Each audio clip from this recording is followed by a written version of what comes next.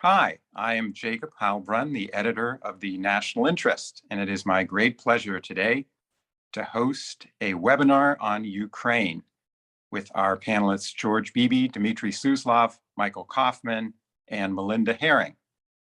We didn't plan it this way, but our timing has proved more than propitious.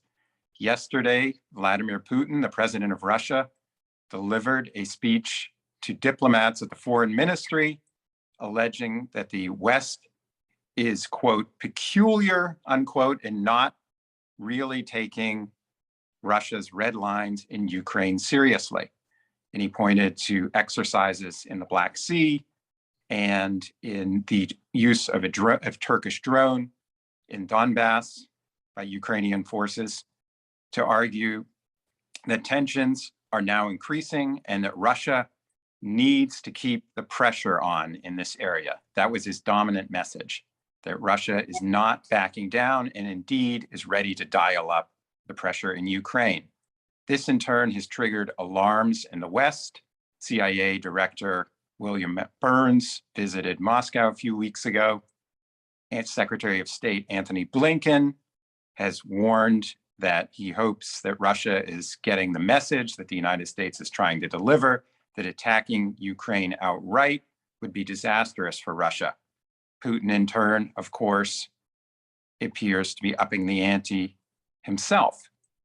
So today, I would like to begin by asking Michael Kofman, how serious do you think Putin is? Is Russia really ready, prepared, and willing to invade Ukraine? How great is the peril? I think it's the most serious military buildup, along with the political messaging that goes with it, that we've probably seen since 2015. Folks may wonder what's different about the slow buildup of Russian forces and unusual military activity that's been witnessed over the past several months compared to what happened this spring. And the answer is that these are actually not two different and distinct events. They are one series of events that's been unfolding since the very beginning of the year. After March and April, a number of Russian forces never left the region to return to their garrison, and other units that had been deployed and withdrawn were reintroduced some months thereafter. The military activity that's taking place is out of cycle. It's quite unusual. It doesn't have good, innocuous explanations for it, and is largely oriented around Ukraine. So it does appear that over the course of the year, the Russian military has been told to prepare for a large-scale military contingency with Ukraine, to position itself such that it could execute this type of contingency. And while looking at Russian military movements and actions, certainly no invasion appears imminent. We're not talking about something in terms of days or weeks. Something could happen in the coming months, as the Russian military is clearly hanging around the region for the winter in expectation that may be called to conduct a military operation. Some folks have thrown out that this is about Russia deterring Ukraine. I'm gonna be very frank, I don't think so. And that narrative took place a bit in March and April, and I don't believe it's true. There isn't much happening on the Ukrainian side of this conversation on the one hand, but on the other, it's about a series of profound, I think, changes and messages coming out of Moscow over the course of the past year. So for those who ask what now, it's not about a trigger that's taking place today, or trigger that's taking place yesterday. There's been consistent messaging coming out of Moscow over the past year about red lines, both in terms of Ukrainian policy and in terms of Ukrainian defense cooperation with the United States and UK. And it's important that we discuss them here. So with that kind of opening comment, I'd probably turn it over back to you and my colleagues. But the short answer is yes, Russia does appear to be very serious. It appears to be more serious this time around than it ever has been since the winter offensive of 2015. I'd now like to turn to Melinda Haring, who has a new piece that just went up this morning in Foreign Affairs on the website called Ukraine in the Crosshairs. And Melinda, you too seem to share Michael's stark view of events in Ukraine, if I'm correct. Hi, Jacob. It's great to be here. I agree with Michael. I think he's right. There's two explanations. One explanation is that Putin is trying to spook the West and Ukraine, and he may be doing that through a combination greater troop movements, as Michael has just explained, but also through energy.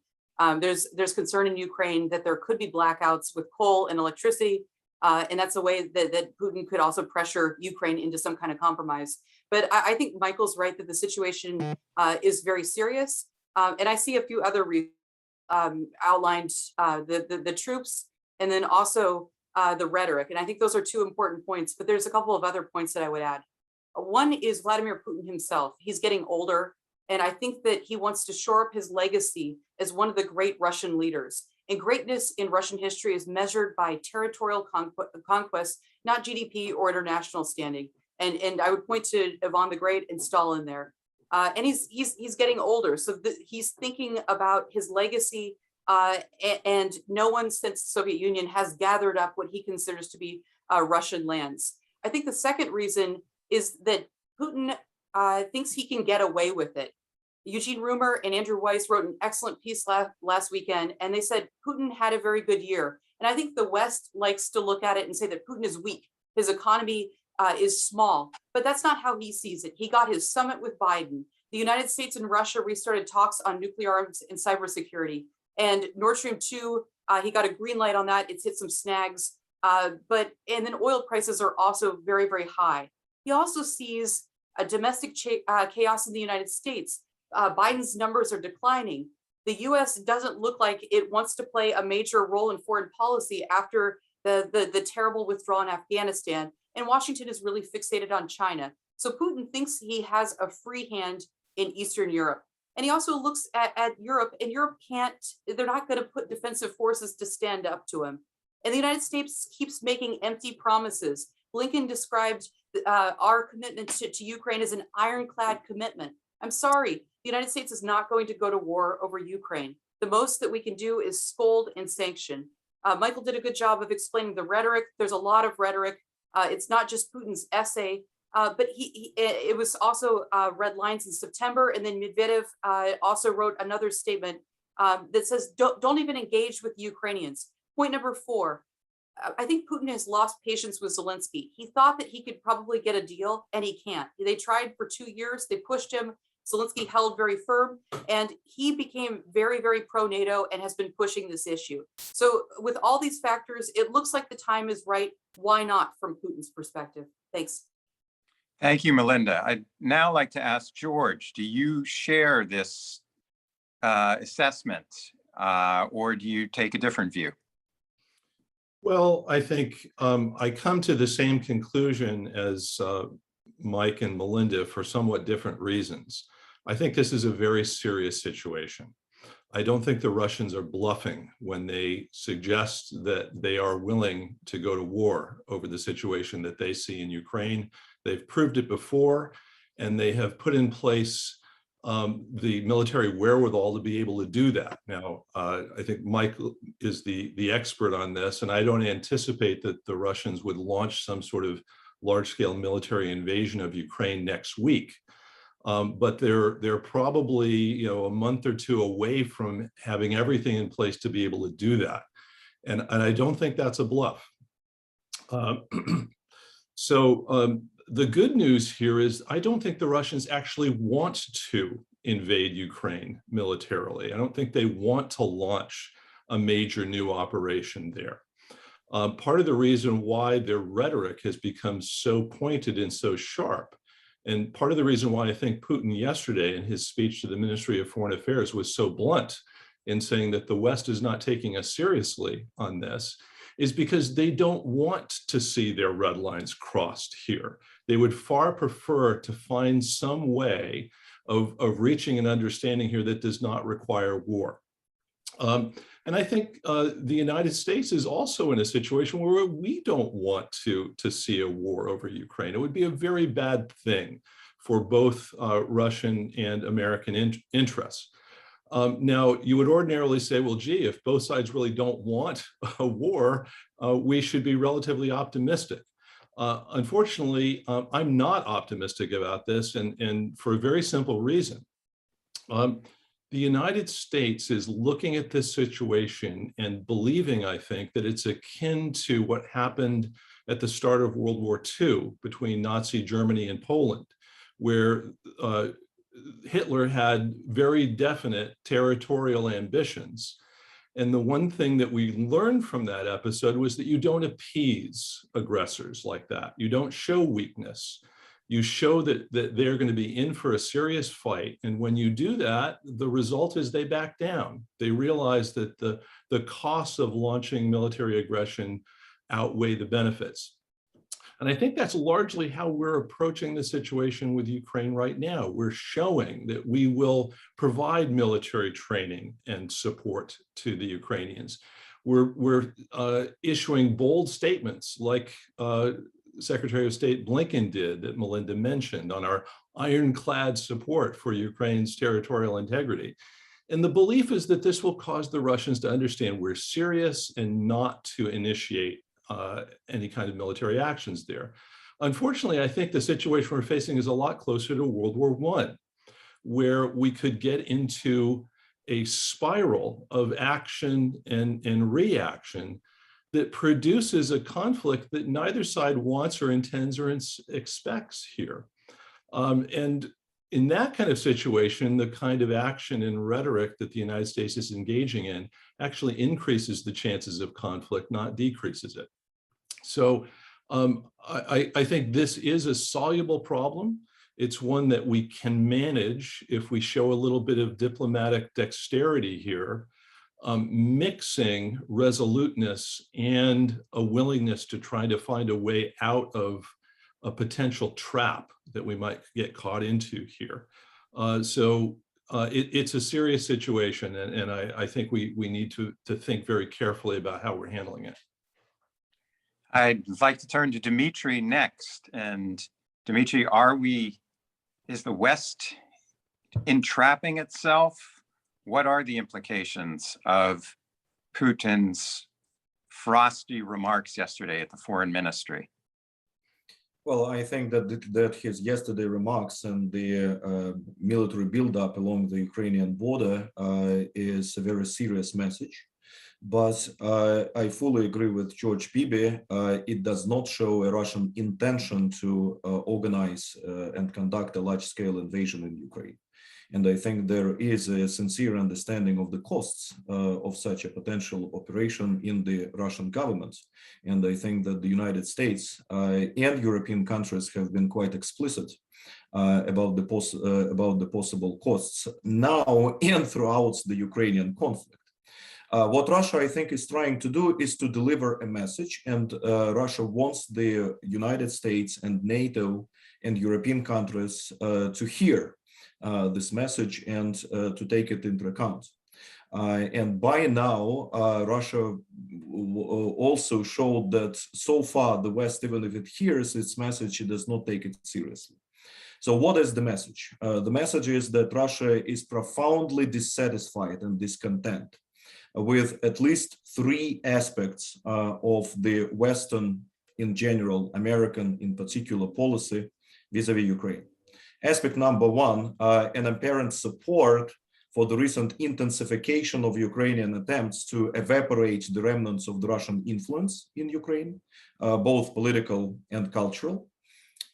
Secondly, again, the Western support for the intensification of Ukrainian attempts to find alternatives to the Minsk agreement, so to change the Minsk agreements or to sabotage the implementation of the Minsk agreements in an outright way instead of implementing them. And third, the intensification of the US, Ukrainian, NATO, Ukrainian military, technical and defense military cooperation, which Russia regards as kind of bringing Ukraine into NATO through the back door, or establishing a potentially permanent military presence in Ukraine, and establishing increased permanent military presence in the Black Sea at large, without even providing Ukraine the Article 5 guarantee. And these three aspects of the Western behavior is completely unacceptable for Russia, right? There is a sincere understanding that Ukraine will not change its policies, both domestic policies and its approach towards the Donbas conflict unless it is compelled to do so by the United States and by the West at large. But instead of compelling the Ukraine to do that, from the Russian perspective, the West is doing right the opposite thing. It encourages Ukraine in its current policies, and it intensifies the military cooperation with Ukraine and presence in the Black Sea.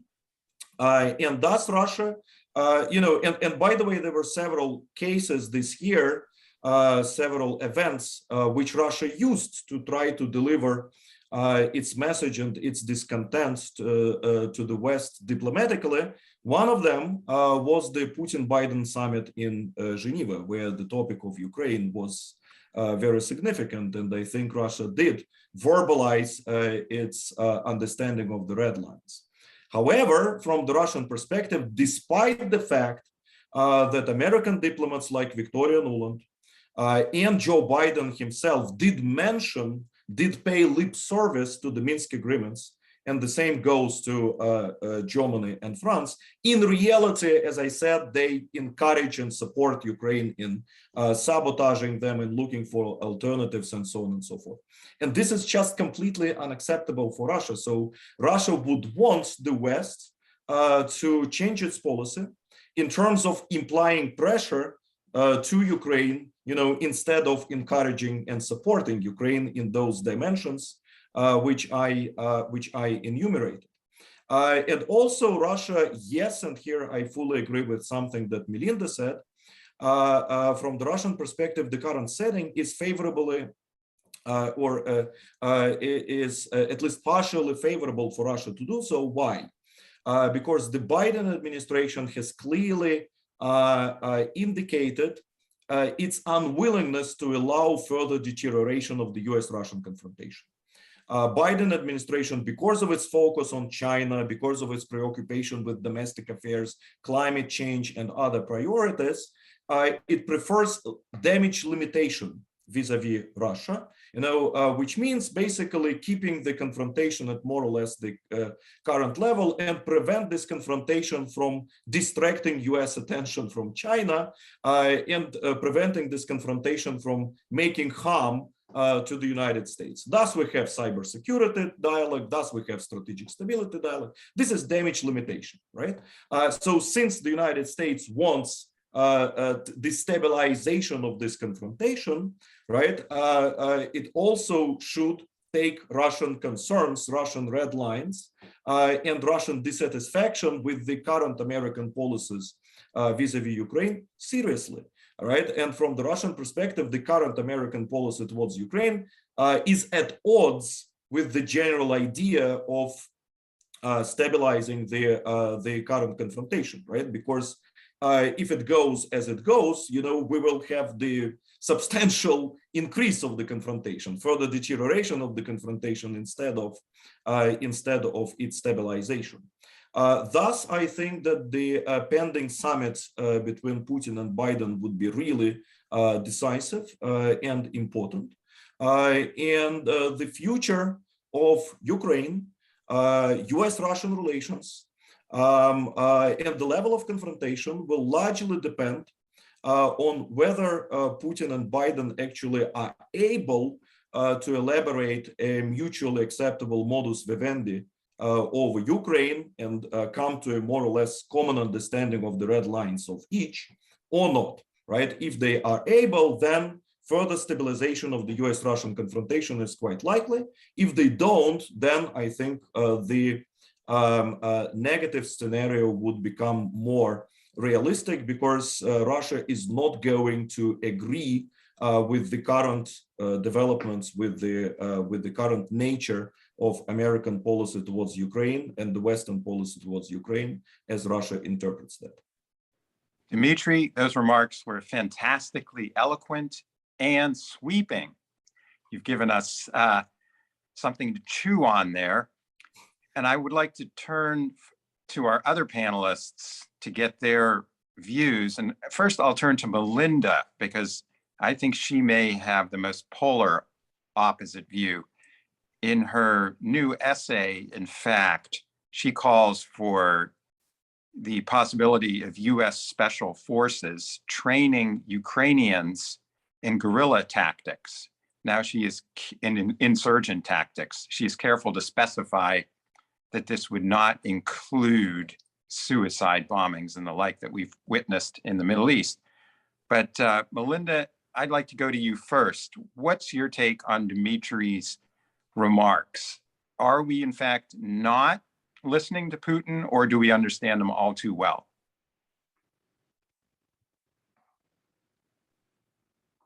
Jacob, you need to go to another person. I'm so sorry. I have to come back. There's someone at my front door. Okay. Michael, I'd like you to respond. Are we listening to Putin, or do we understand him all too well? Well, I think folks have started taking Russia a lot more seriously in the last 6 months of this administration. That's for sure. They came in wanting to focus on China, and we had to deal with these kind of notions that Russia's in decline, it's cornered, which I think is frankly a pack of nonsense, and that there's some way of stabilizing the relationship in order to put it away so that the United States can focus on China as the locus of U.S. national security and defense strategy. Well, after March, April, clearly Russia became much more prominent. And if you heard Putin's remarks yesterday, he did suggest that yes, he was getting traction, that Russian warnings about the red lines were being taken more seriously. But to me, to be frank, this is not the critical question. It's not the most interesting question for our conversation. The question is what happens when they meet and we don't agree that on core interests, the United States cannot give Russia what it wants. Ukraine cannot give Russia what it wants, either because we can't or we won't. Difference isn't that material difference in outcome isn't that substantial, but what happens then? So what's been taking place this year is Russia is trying to compel a negotiation on its core interests. But if Moscow doesn't get it this time, I'm not confident that Russia is going to back down. The quiet part that needs to be said out loud about what's been taking place over the last year, Russia can only threaten an invasion of Ukraine so many times before people no longer take that approach seriously. It loses course of credibility.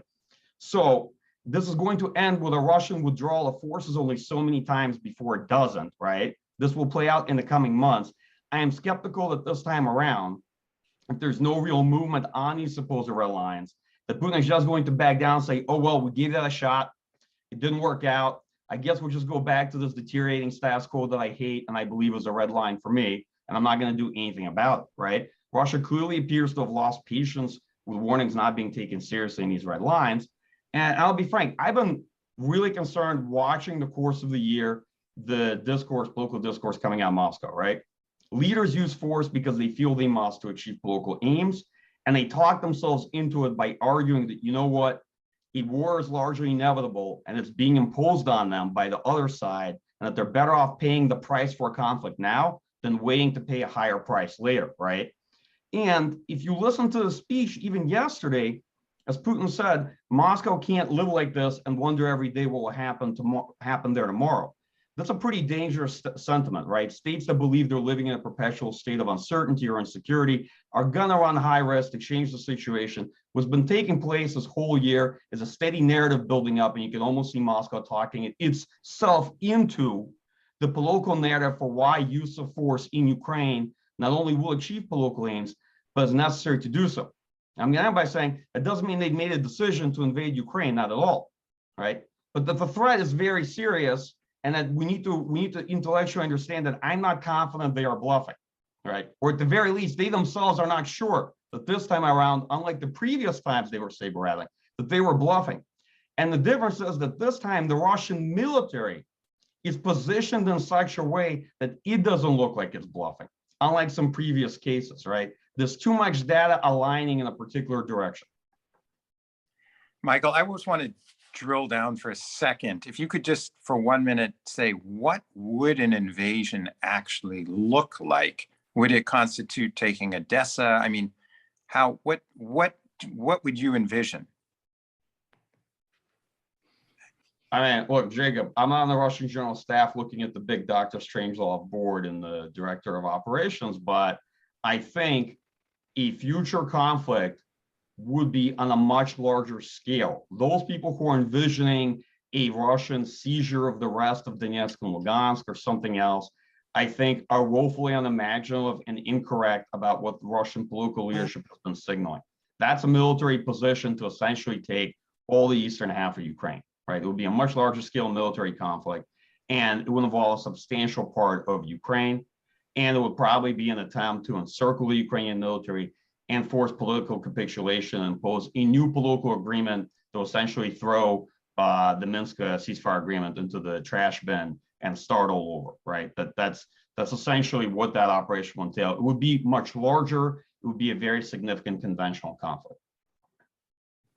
We have a couple questions that I want to start getting to. We have one from Robert Manning of the Atlantic Council, asking if the participants have read former National Intelligence Officer for Russia, Eugene Rumor's recent paper on the risks that Putin sees Ukraine as, quote, unfinished business and may act to achieve his goals regardless of rationality or costs. Why don't we go to George first on that?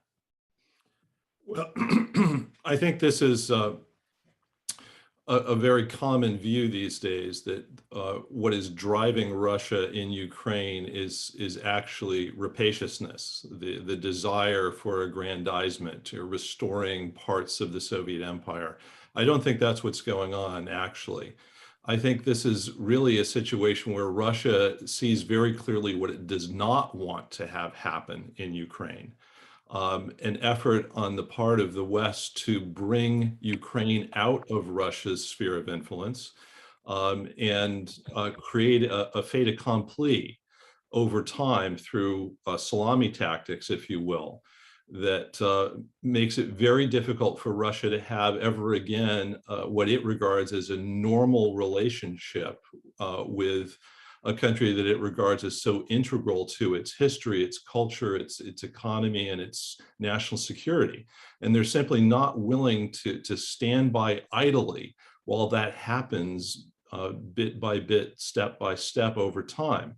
So that I think the real question that the Russians are facing right now is, can they afford not to act? What are the dangers of not doing something in Ukraine, rather than what are the advantages of doing something? I think the Russians see this as an existential issue. And I very much agree with what all the other panelists have said here. They're not bluffing. If push comes to shove here, and it looks like the West is going to be incrementally creating a fait accompli in Ukraine that turns it into largely an anti-Russian state over time, they will act, and we do need to take that seriously. Dimitry? Thank you. Well, I think that from the Russian perspective, Ukraine is not an unfinished business, but the business which is just beginning. It is indeed existential, and it is a very long term, right? You know, by the way, from the very beginning, Russia, I think, also sent quite clear messages that you know, consolidation of Ukraine in its post-2014 state of affairs and the re-establishment of Ukrainian authority over Donbass without major internal reforms in Ukraine, without a major transformation of Ukraine into what Russia regards as a normal state of affairs is completely unacceptable, right?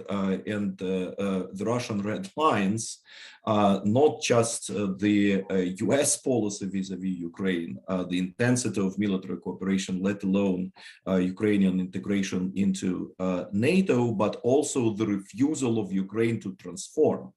You know, we have been having de-escalation of the military conflict over the last almost 8 years, because Ukraine remains obliged to transform. And this anticipation of Ukrainian transformation is basically what preserves big peace, you know, what prevents a large-scale war, or at least the resumption of of large-scale hostilities. And it is an existential issue because due to the reasons that George has brilliantly mentioned, cultural, civilizational, historical ties, and so on and so forth, plus, of course, considerations of European security and military security, Russia simply cannot allow an existence of Ukraine as a crucial part of the new cordon sanitaire, right?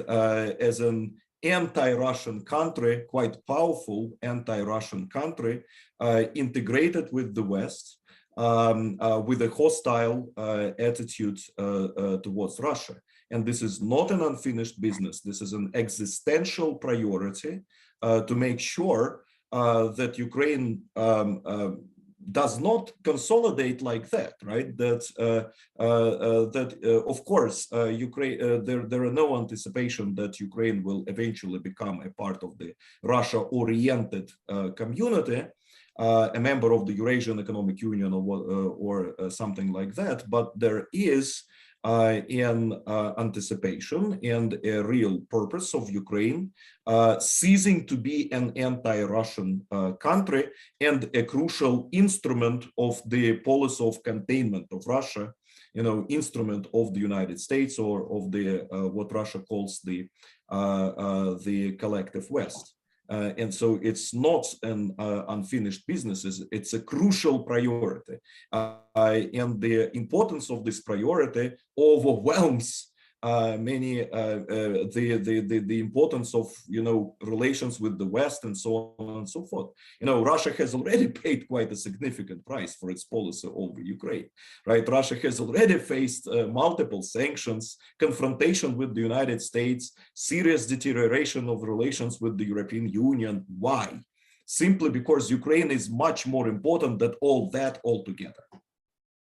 Thank you, Dimitry. I'd like to ask Michael Kofman about what would happen if Russia did launch the kind of large-scale invasion that he just posited earlier. Today, in a column in the Washington Post, David Ignatius refers to an essay written by Dmitry Medvedev, in which he stated that the wolf can strip a goat down to its bones. But Ignatius suggested that in this case, Ukraine is a goat with teeth, that its army is not as dilapidated as it was a few years ago, that it in fact could put up more potent resistance to a Russian invasion than some might think. Is that correct, Michael?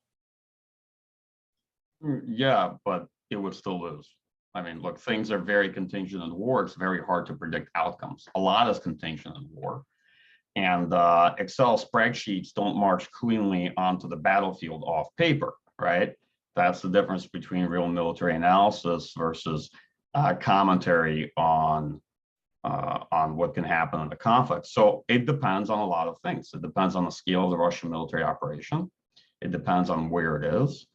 It depends on what kind of resistance Ukrainian military can really mount. Hasn't been significantly tested in this way since 2015, so everyone can guess what it would look like, but no one would know.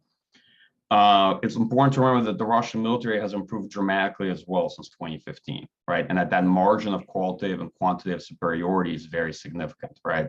So could Ukraine put up more resistance? Yes.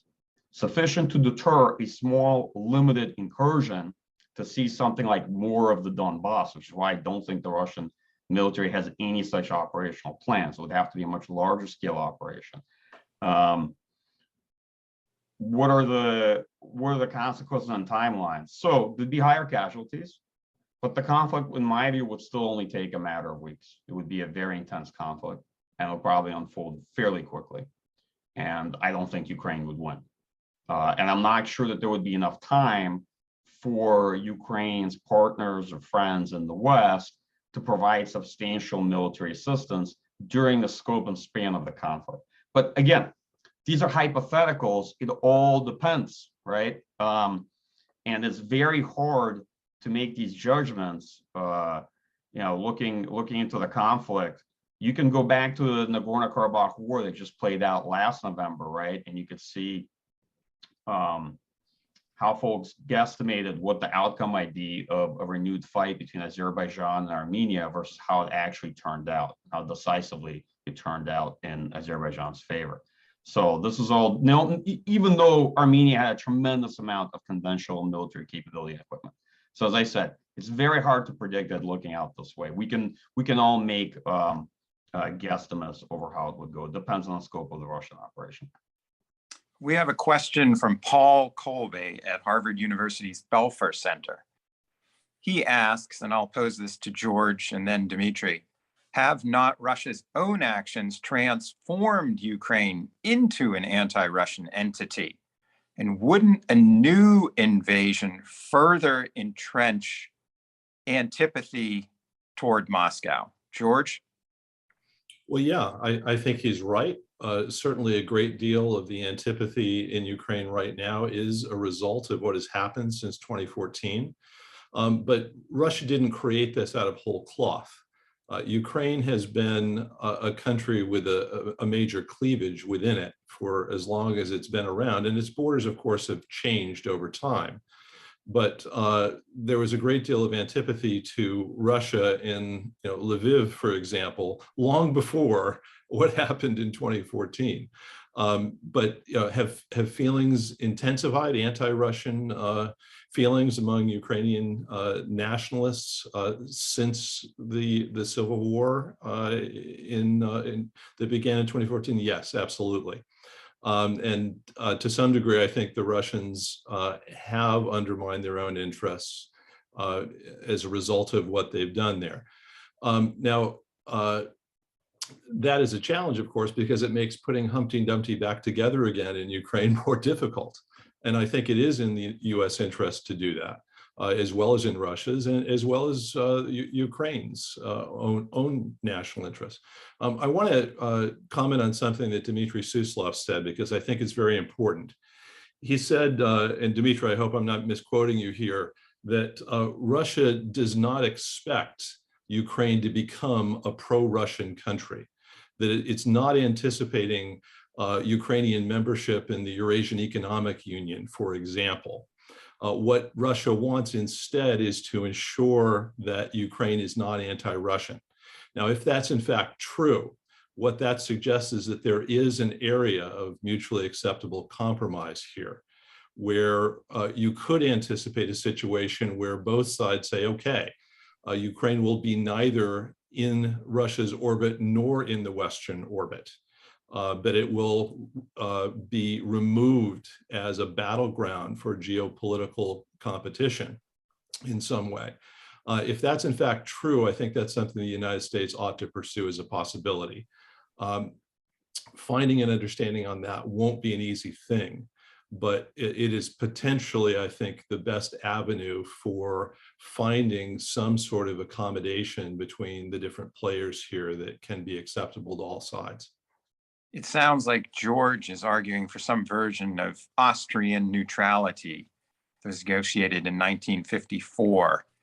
I would like to sharpen that question based on one that we've just received from Barry Posen of MIT and put it to Dimitry, because Barry Posen's question bears directly on what George and I had just mentioned. And he asks, what would the aftermath of a Russian invasion of Eastern Ukraine look like?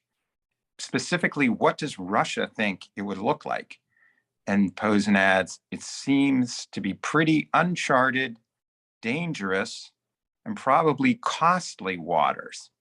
Would Russia be biting off more than it can chew, not in the mere fact of invading and conquering Ukraine, but how would it govern Ukraine in the aftermath? What would come afterwards? Dimitry?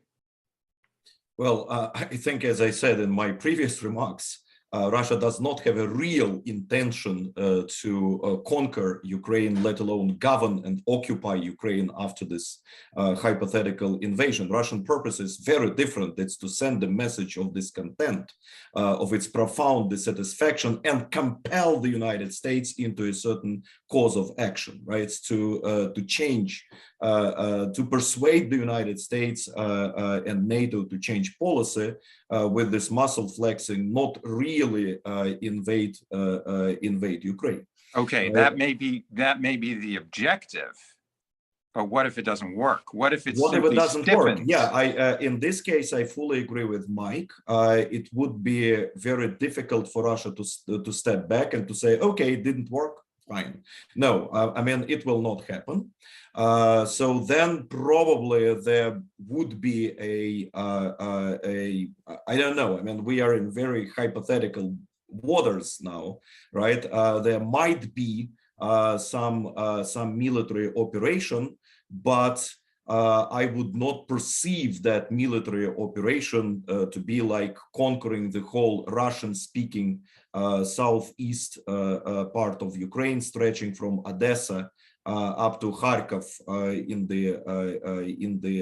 the northeast, right? Because it will be very difficult, right? By the way, the developments of 2014 proved the potential difficulty of this because there were attempts to create people's republics, right? To organize uprisings in those regions, except beyond Donetsk and Lugansk, and they didn't work, right? They were suppressed, they were destroyed in Odessa in a very bloody way. Why? Because there is no large-scale support of the local population, right? Because the people in those regions, they consider themselves Ukrainians. And even, I would say, Ukrainian patriots. And in these circumstances, I think it would be quite hard, for Russia to come, conquer, and to keep that territory, plus the costs. If I'm not mistaken, the United States have been signaling from the very beginning of this conflict that if there is a large-scale Russian invasion of Ukraine, then the United States is ready to go as far as to kick Russia out of SWIFT, right? Would Russia really, would the Russian society, really support such a development? The current level of the anti-Russian sanctions is more or less tolerable, but I think all the public opinion polls and the state of the mood in the Russian society says that much greater costs, much greater, impediments to the welfare would not be really supported and tolerated, and it would be hard for Russia to perform, to justify the necessity of such costs with, existential issue. If it is an existential issue, if it is an invasion inside Russia, yes, of course, the Russian society would support the costs of a big-scale war. But without that, I strongly doubt. This is why I again agree with George, what he said in repeating me, that Russia does not perceive Ukraine as a part of the Russian sphere of influence. It is impossible, right? Because of the split in Ukrainian society, because of the processes that have been taking place in Ukraine over the last 30 plus years, because of the western part of Ukraine.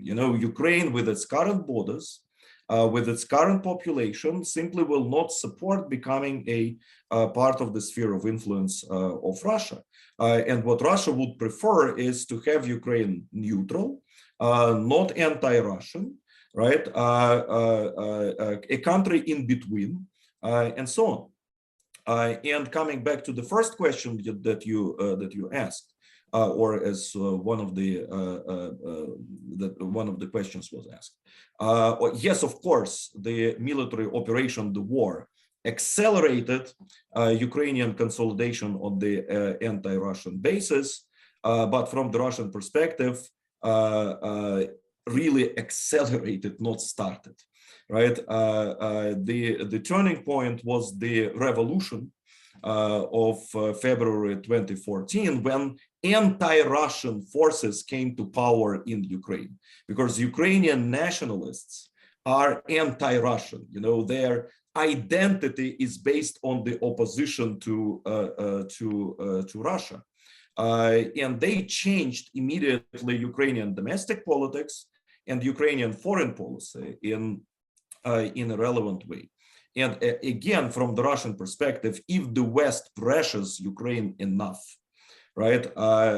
If, for instance, NATO proclaims the closed door policy instead of open door policy, Ukraine will change, right? And without the support and encouragement of the West, there will be a process of normalization and reestablishment of normal relations between Ukraine and Russia, and the closeness of societies and the civilizational proximity, in this case, will play its role. But what is required is the certain message towards Ukrainian leadership, towards Ukrainian elites from the West. And Russia would want that message to come. I'd like to ask Michael Kofman, how realistic do you think the prospect of a neutral Ukraine is? Well, I don't think it's very realistic if Ukraine gets to vote on that. So that's one of the biggest challenges with that theory, is Ukraine would have to agree. And here's another big problem. Buffer states are rarely really neutral. They're one side's buffer against the other, right? And you will always have a bid for relative influence as to whose buffer that is. Is it Russia's buffer against NATO or NATO's buffer against Russia? And that argument dispute's not going to end. So I think that's unlikely. But I wanted to have one finger on this question about military operation in Ukraine and consequence, what Barry asked, because I think it's important and significant. I think what's being envisioned is just a much larger version of the Russia-Georgia war, right? And a conflict on a larger scale for several weeks, not a wholesale occupation, and eventually a political settlement, a ceasefire, and a withdrawal, right? That said, as a comment to Barry, I think you really need to update your views on Russian military capacity and economic capacity based on what I've seen you write, okay? Because the Russian military can do this. It's actually building a sizable reserve. It has a pretty sizable National Guard as well. And it is looking positioned like it's preparing for this type of operation, right? And in terms of economic capacity, I'm sorry, Russia's more than 1/8 the Earth's landmass. Do you think Vladimir Putin looks at the map of Russia and he sees all of this, and then he sees as part of Eastern Ukraine, right, this half part, right? And says, this is the breaking point. We run all this, but we can't do this. This is the decisive piece of geography terrain that the Russian state will not be able to hold and occupy. I don't think so. I would be very wary of that kind of notion. George, we're getting a lot of questions. One from Andrew Steinfeld: Finland and Austria, not in NATO, both in the EU. Would this be acceptable to Moscow? Well, I would defer to Dimitry on the question of whether that would be acceptable to Moscow. I would say, however, that the chances of Ukrainian membership in the EU in any foreseeable future are extremely low. I don't think the Europeans would take Ukraine under the current circumstances or foreseeable circumstances. So I'm not sure that that's a realistic scenario. I'll defer to Dimitry on the question of whether the Russians would accept it. Dimitry, what would the status of Finland and Austria be acceptable to Moscow? And we also have a question from Keith Darden of American University for you, related to this. He asks, is the constitutional change envisioned in the Minsk agreements the only move that would avoid war at this point? At this point, no. I mean, a change of American rhetoric and politics and policy vis-a-vis Ukraine, I think, would be decisive factor in the short-term prospect. But ultimately, yes, of course, Russia would want the constitutional change in Ukraine, which from the Russian perspective, simply turns the page of Ukrainian post-revolutionary development, right? The post-revolutionary Ukraine is very hard for Russia to accept, and it wants a very serious and at the same time symbolic change of that stage of Ukrainian development, and the adoption of the new constitution would play a role, right? But that would, the adoption of the new constitution in Ukraine would ultimately resolve the conflict. Right? I mean, if Ukraine adopts a new constitution, then even the Finlandization won't be necessary, because a decentralized Ukraine simply will not be able to become a full-fledged part of the collective West, especially to become part of NATO. But also, please keep in mind that Finland and Austria became parts of the European Union eventually, although they stay out of NATO. I don't think that integration with the European Union would be also acceptable for Russia. Russia wants Ukraine to be a country in between, not necessarily in the Russian orbit, but at the same time not in the Western orbit, and the Western orbit includes both NATO and the European Union. Jacob, Michael. here. Oh. I'm sorry, I'm fully back. I love Center for National Interest discussions because we tend to pretend that Ukraine is not a real country. Dimitry said, I think that we agree on one point, that the US and Russia are at loggerheads, that Russia sees Ukraine and its future as existential. This is a serious moment, but Ukrainians get a choice, and we haven't, sorry, Michael, Dimitry said that. Ukrainians get a choice, and I don't think Dimitry is being honest here. Moscow wants the U.S. to acknowledge that Ukraine is in its sphere of interest, not neutrality. It wants veto over Ukraine's foreign policy. That's what we're talking about here. I wanted to comment earlier. We were talking about if the Russians did strike and go into Ukraine again. I think Michael's absolutely right that the Donbass is not some great gift. It would have to be bigger and more expansive. Odessa would have resonance. Taking a large swath of territory would have resonance, but Kiev, I think, is really would have the most resonance because of history. But there's limits to how far Russian forces could go, especially in the West, and Michael hinted at that as well. I think George is right that Ukraine has changed. Those cleavages have changed massively since 2014, and there's been a rise of a pro-Ukrainian identity that transcends your religion and your language. And that's a big development and a big change that we've seen since 2014. Also, when Dimitry was characterizing what Russia wants, he mentioned three things. And he mentioned the Minsk process, and he pointed the finger at Ukraine and said it's all their fault. I'm sorry, but it was Russia that just tried to spike the Minsk process last week that the French mentioned. So I think you're mischaracterizing what's happening there. I think that we need to avoid war. I am less optimistic than George is. If you read Putin's pieces that he's been putting out this fall, he wrote a piece in October, and he made headlines by claiming that an aggressive nationalist minority controls Ukraine. And that it doesn't matter who holds the presidency. He said over and over again that Ukrainian identity is not legitimate. You can't really have a real discussion if you don't take the other party seriously. Thank you. Dimitry, do you want to make a brief response to that? Yeah, just two finger comment on two things. Minsk process, yes, of course. I mean, Russia showed its dissatisfaction with the performance of the Minsk process because it doesn't result so far into the realization of those terms, right, by Ukraine in terms of the political reform, you know, the special status for Donbass and so on.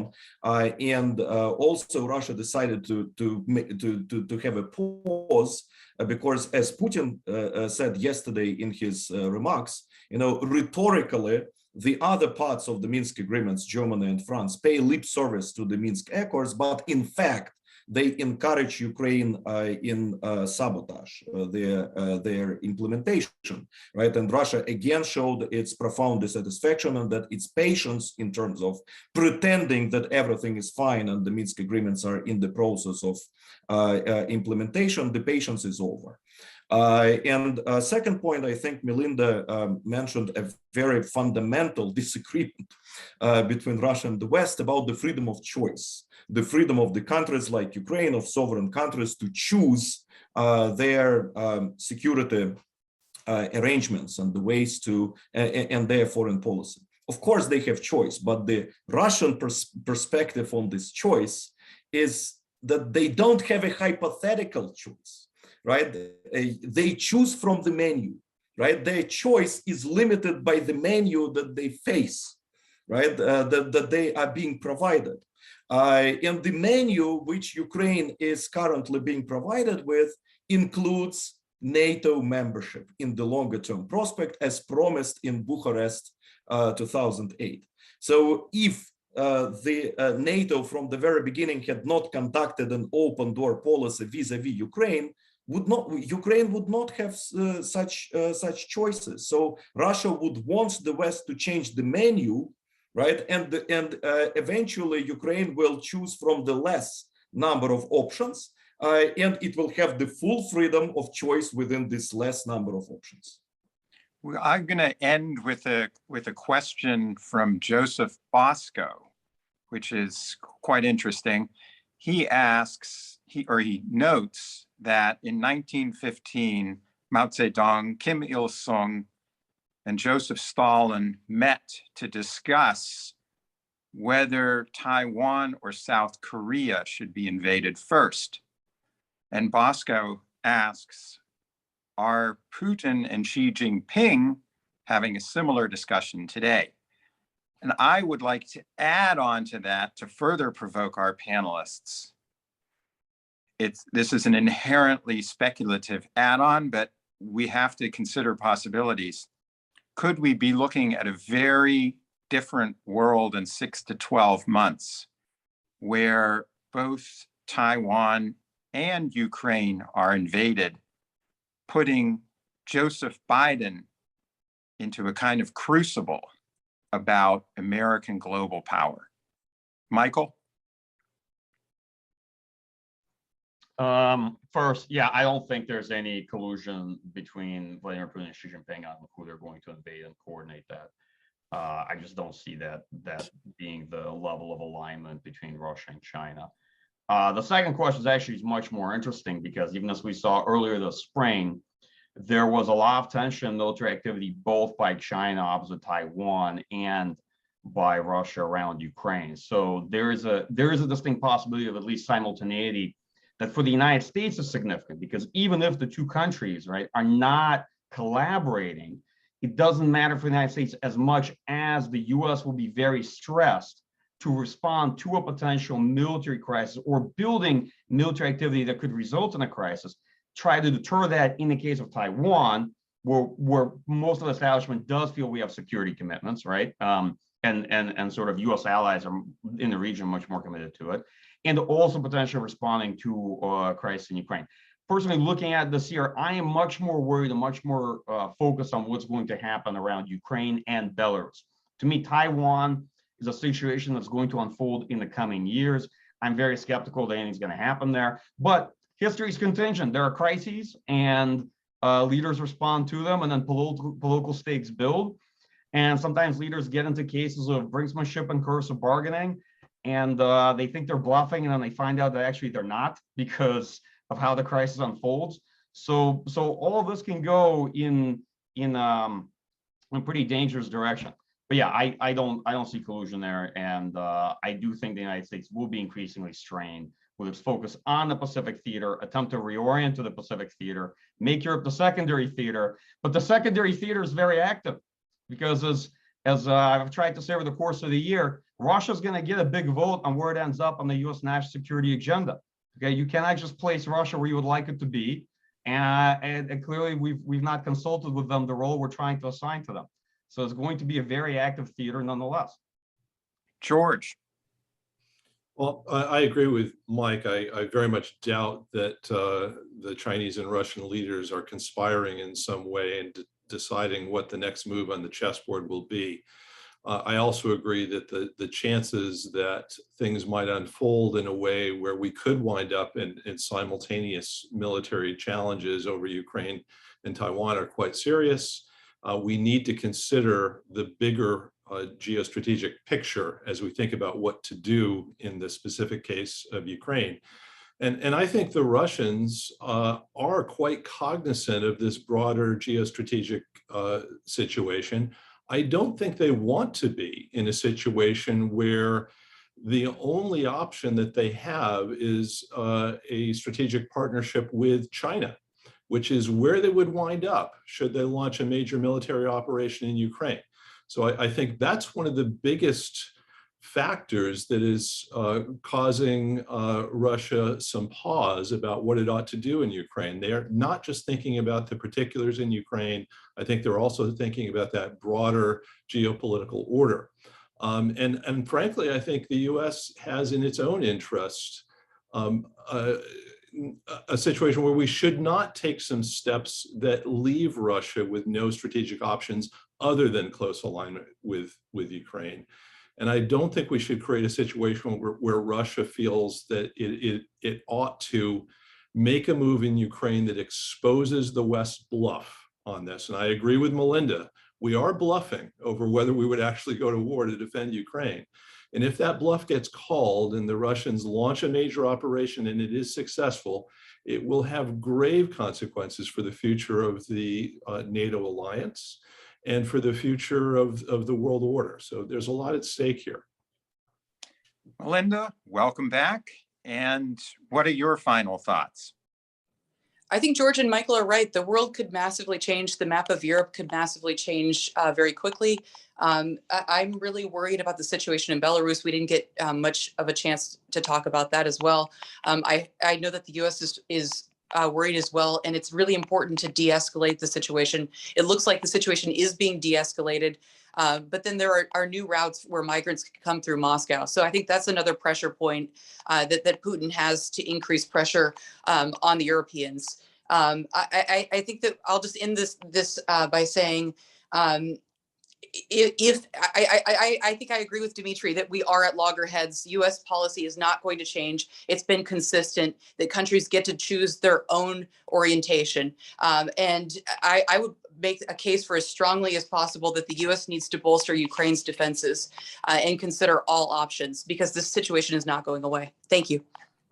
Dimitry, can you give us your assessment of where we will be headed in about 6 to 12 months? Will the situation look quite different, or are you confident that some kind of modus vivendi will be reached between the United States and Russia?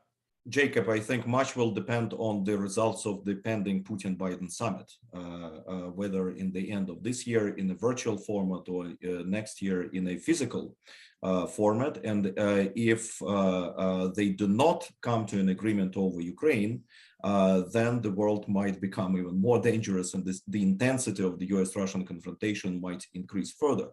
However, having said that, I fully agree with Mike and Jacob and George that there is no, I think, collusion or secret consultations and coordination between Putin and Xi Jinping in terms of simultaneous attack or coordinated attacks against Taiwan and Ukraine, not just because a Russian hypothetical invasion of Ukraine would definitely limit Russian freedom of foreign policy maneuver. I fully agree with George, but also because Russia is not objectively interested in China's attack against Taiwan. China's attack against Taiwan would intensify, well, first, it will intensify the US-China confrontation very, very much to the scale that Russia will be compelled to choose. It will really polarize the world. And secondly, it might result in the American geopolitical defeat, right, in the Pacific, which Russia also does not want. Right? Without question, Russia is interested in the continuation of the competition, of the confrontation between China and the United States for a long time, for a good long while.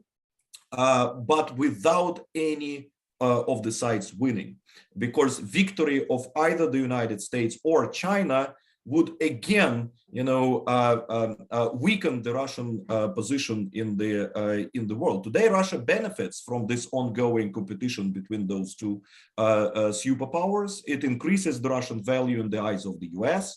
It increases Russia's value in the eyes of China, and it increases Russian value in the eyes of those who don't want to join the US and China, or China against each other.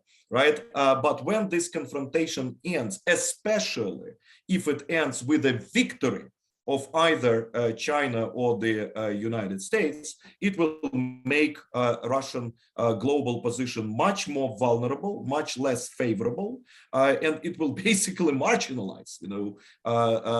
It will result in Russia becoming a marginal player, a junior partner of the winner. Right, and this is the scenario that Russia would definitely want to avoid. With that, I would like to thank all of our panelists for their hard-hitting and cogent remarks on what has become one of the most serious foreign policy issues facing Europe, Russia, and America. Thank you very much, and I look forward to our next session on Ukraine.